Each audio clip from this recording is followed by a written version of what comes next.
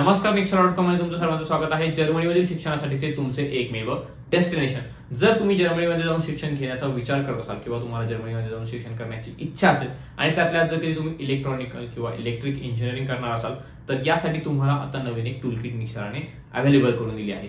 या टूलकिटमध्ये काय असेल तर या टूलकिटमध्ये तुम्हाला तुमच्या इलेक्ट्रॉनिक इंजिनिअरिंग कंप्लीट करण्यासाठी किंवा इलेक्ट्रॉनिक इंजिनिअरिंग करण्यासाठी तुम्हाला कशा प्रकारे तयारी करायची आहे, कशा प्रकारे तुम्ही स्वतःला रेडी करू शकता, तसेच तुम्हाला यासाठी तुला युनिव्हर्सिटीज कशा सर्च करायच्या आहेत, इथे तुम्हाला एसओपीज लागतील ती कशी बनवायची आहे, तुम्हाला लेटर ऑफ रिकमेंडेशन लागेल ते कसं मिळवायचं आहे, या सर्व गोष्टी अर्थात तुमच्या प्रत्येक प्रश्नाचं उत्तर तुम्हाला या टूलकिटमध्ये मिळणार आहे.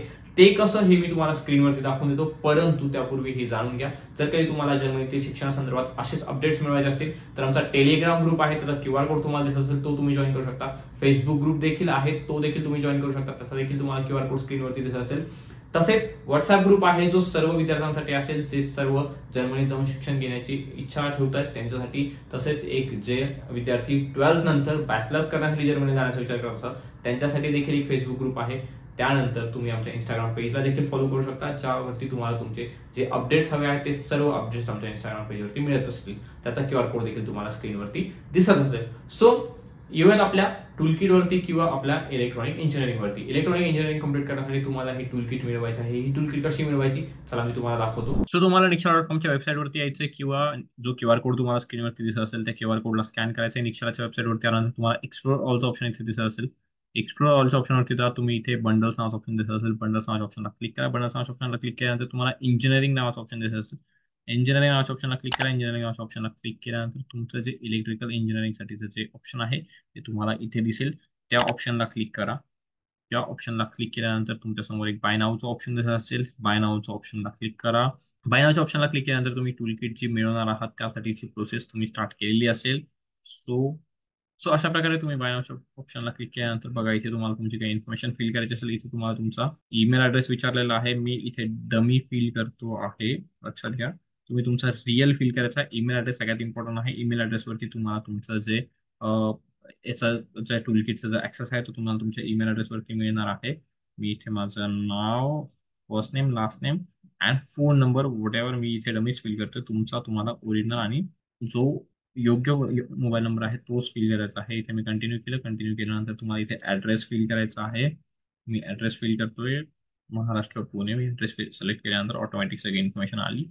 त्यानंतर बघा इथे मी यस केलं सिलेक्ट आणि प्लेस ऑर्डर अँड पेज ऑप्शनला क्लिक केलं. प्लेस ऑर्डर अँड पेज ऑप्शनला क्लिक केल्यानंतर बघा तुमच्यासमोर एक क्यूआर कोड ओपन झाला असेल. या क्यूआर कोडला स्कॅन करायचा आहे. या क्यूआर कोडला स्कॅन करून तुमचं तुम्हाला पेमेंट कंप्लीट करायचं आहे. आता मी तुम्हाला ते कंप्लीट करून दाखवत नाहीये कारण की हा हे माझ्याकडे ऑलरेडी आहे, ही टूलकिट माझ्याकडे ऑलरेडी आहे. सो मी तुम्हाला हे पेमेंट कंप्लीट करून नाही दाखवत. तुम्ही तुमचा क्यूआर कोड स्कॅन करून पेमेंट कंप्लीट करा आणि टूलकिट मिळवा. ह्या टूलकिटचा ऍक्सेस तुम्हाला तुमच्या ईमेल ऍड्रेसवरती मिळाल्यानंतर आता बघा तुमच्या समोर ना तुमच्याकडे ऑप्शन असतील ज्यामध्ये तुम्हाला एक एक्सेल शीट मिळेल. सो आता बघा तुम्हाला तुमचा जो ऍक्सेस आहे, जो तुमच्या जी तुमची टूलकिट आहे ती टूलकिट मिळाल्यानंतर तुम्हाला तुमच्या समोर एक एक्सेल शीट दिसेल. एक्सेल शीट म्हणजे अर्थात त्या टूलकिटमध्ये तुम्हाला एक युनिव्हर्सिटी शॉर्टलिस्टिंगचं ऑप्शन असेल. त्याच्यामध्ये तुम्हाला तुमची ही एक एक्सेल शीट दिलेली असेल. या एक्सेल शीटमध्ये बघा तुम्हाला सर्व इन्फॉर्मेशन दिलेली आहे. या एक्सेल शीटमध्ये तुम्हाला युनिव्हर्सिटी शॉर्टलिस्टिंगसाठीची जी सर्व इन्फॉर्मेशन आहे ती दिलेली आहे. युनिव्हर्सिटीचं नाव तुम्हाला दिसेल. त्याच्यानंतर युनिव्हर्सिटीचं लोकेशन दिसेल, कुठली युनिव्हर्सिटी कुठे लोकेटेड आहे ते तुम्हाला इथे दिसेल. कोर्स कुठला तुम्ही ऑफर करत आहात, तुम्ही कुठल्यासाठी जात आहात त्याचं देखील इथे दिलं आहे. नंबर ऑफ सेमिस्टर, कुठला कोर्स तुम्ही करत आहात त्याचं सेमिस्टर किती आहे, त्याचा नंबर ऑफ सेमिस्टर किती आहे ते इथे दिलंय. Intake winter and summer intake असतो. काही ठिकाणी विंटर इंटेक आहे ओनली, किंवा जर्मनीमध्ये विंटर अँड समर इंटेक 2 वेळा ऍडमिशन होतं, त्यामुळे काही ठिकाणी 2 वेळा आहेत. त्याच्यानंतर ऍप्लिकेशन स्टार्ट डेट आणि ऍप्लिकेशन डेडलाईन हे सर्वात महत्त्वाचं आहे, कारण डेडलाईन बऱ्याच वेळा लोकांची मिस होती. ती इन्फॉर्मेशन नेटवरती किंवा अनेक ठिकाणी मिळत नाही लवकर, त्यामुळे ती मिस होती. फी स्ट्रक्चर इथे आहे. सेमिस्टर कॉन्ट्रीब्युशन्सचं देखील इथे दिलेलं आहेत इन्फॉर्मेशन. त्यानंतर IELTS स्कोअर, टॉफिल स्कोअर आणि जर्मन लँग्वेज तुम्हाला कुठल्या लेवलची हवी असेल किंवा रिक्वायर्ड असेल ते देखील दिलेलं आहे. कुठल्या युनिव्हर्सिटी कुठली किती आहेत तर ते तिथे तुम्हाला तसं प्रकारे दिलेलं आहे. सो त्यानंतर गेटचा स्कोअर किंवा ग्रेडचा स्कोअर तिथे तुम्हाला काय असेल, नॉट रिक्वायर्ड आहे काही ठिकाणी तो स्कोअर किती असेल ते देखील तुम्हाला इथे बघायला मिळेल. वर्क एक्सपिरियन्स, ऍप्लिकेशन वाया वेबसाईट लिंक, बघा इथे तुम्हाला वर्क एक्सपिरियन्स किती रिक्वायर्ड आहे ते देखील दिलेलं आहे. ते ऍप्लिकेशन तुम्ही कुठल्या करताय ते देखील तुम्हाला इथे दिलेलं आहे.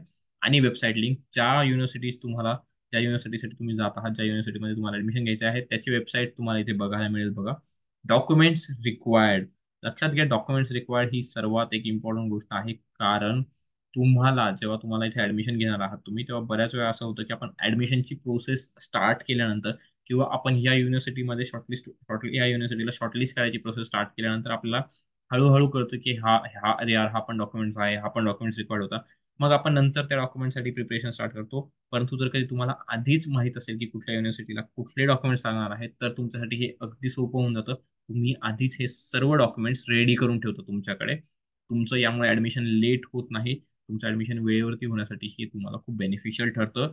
बॅचलर्ससाठी जर ते accepted for this course, bachelors कुठले ऍक्सेप्टेड आहेत ह्या कोर्ससाठी ते देखील दिलेलं आहे. तर जर्मन GPA रिक्वायर्ड आणि APS required with application. So इथे तुम्हाला इथे सर्व जी इन्फॉर्मेशन आहे ती दिलेली आहे. बघा, अशा प्रकारे तुमची इन्फॉर्मेशन आहे. आता तुम्हाला असं वाटत असेल की यार, ही लिस्ट तर खूप मोठी आहे, मला तर एवढेच हवे होते किंवा मला याच विषय माहिती हवी आहे, याच्यामध्ये बऱ्याच गोष्टी आहेत. आता मला कसं कळेल की मी समजा फॉर एक्झाम्पल मला फक्त जर्मन लँग्वेज येते A2 लेवलची, मग मला कसं कळेल की यार मी कुठल्या युनिव्हर्सिटीसाठी शॉर्टलिस्ट होऊ शकतो? मग मी आता याची पूर्ण लिस्ट वाचत बसायची काम आहे, तुमचं शॉर्टलिस्ट करत बसायचं का? तर नाही. तुम्हाला यासाठी एकदम सिम्पल काम आहे. तुम्ही जर कधी इथे फिल्टर्समध्ये गेला, तर फिल्टर्समध्ये गेल्यानंतर बघा जर्मन लँग्वेज याच्यामध्ये जातो, इथे ऑप्शनला क्लिक करतो.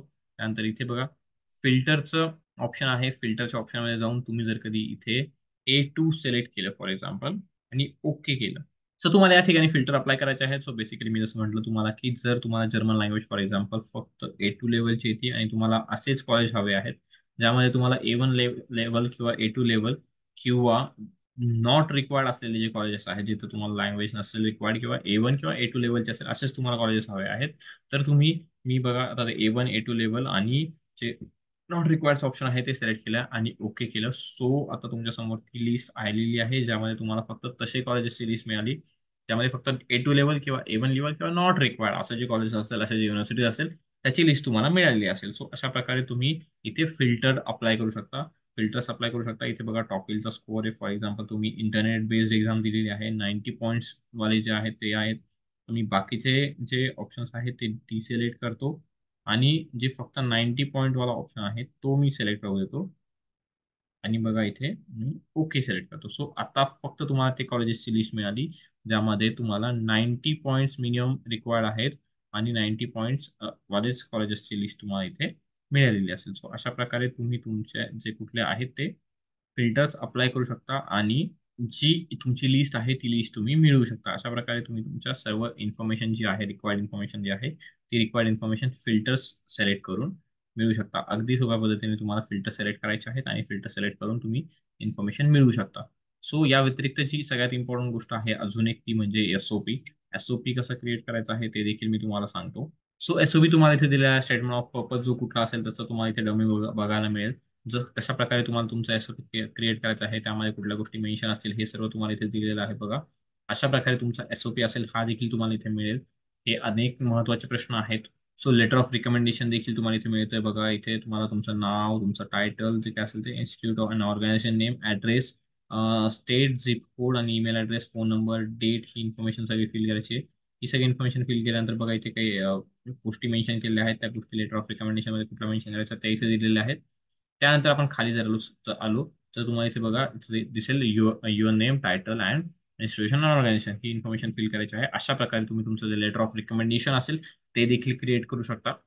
त्यानंतर जर्मन विजा कव्हर लेटर हे देखील इम्पॉर्टंट आहे. जर्मन विजा कव्हर लेटर तुम्हाला कशा प्रकारे क्रिएट करायचं आहे ना, name, address, postal code, country, address, email address, phone number, date, त्यानंतर embassy address, city, postal code, country इथे दिलेलं आहे, सब्जेक्ट, त्यानंतर application for student visa to pursue masters in Germany. ठीक आहे. अशा प्रकारे तुम्हाला याच्यामध्ये कुठल्या गोष्टी मेन्शन केलेल्या आहेत ते दिलेले आहेत. त्याच्या खाली तुम्ही कुठले डॉक्युमेंट्स जोडलेले आहेत किंवा कुठले डॉक्युमेंट्स रिक्वायर्ड होते ते सगळे डॉक्युमेंट्स इथे लिस्ट दिलेली आहे. आणि अशा प्रकारे तुम्ही बघू शकता जर्मन विजा कव्हर लेटर जो आहे तो तुम्हाला क्रिएट करायचा आहे.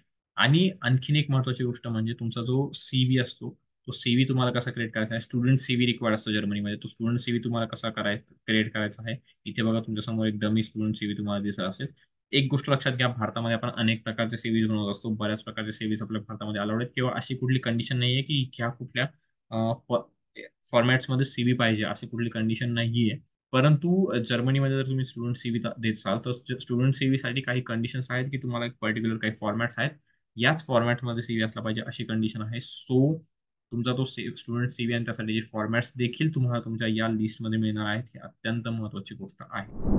अशा प्रकारे तुम्ही ही इलेक्ट्रॉनिक इंजिनिअरिंगसाठीची जी टूलकिट आहे ती मिळू शकता आणि यासोबतच तुम्हाला मिळतील तुमच्या प्रत्येक प्रश्नाचं उत्तर. सो तोपर्यंत आमच्या चॅनलला सबस्क्राईब करा आणि बेल आयकॉनला क्लिक करा.